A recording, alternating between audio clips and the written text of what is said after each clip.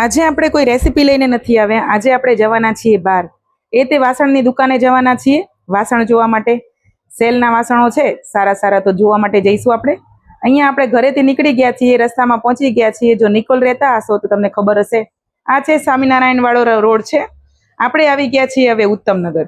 તો ઉત્તમનગર આ છે કોઠિયા હોસ્પિટલ. તો હવે સિંચય સ્ટીલ દુકાન આવી ગઈ છે. તો અહીંયા આપણે ઉતરી ગયા અને દુકાનમાં જઈશું હવે. તો તમે જોઈ શકો છો અહીંયા અલગ અલગ પ્રકારના વાસણ મળે છે અને સેલમાં હોય છે ને ખૂબ જ સારા હોય છે. તો આ બાજુની પણ દુકાન છે. તો તમે જોઈ શકો છો દરેક પ્રકારના વાસણ તમને અહીંયા મળી જાય છે અને સારા હોય છે. સ્ટીલ પણ આનું ખૂબ જ સારું હોય છે. અનેક પ્રકારના વાસણ હોય છે અહીંયા. તો હું પણ આજે અહીંયા વાસણ જોવા માટે આવી છું અને થોડાક ભંગારના વાસણ હતા એ આપવા પણ આવી છું.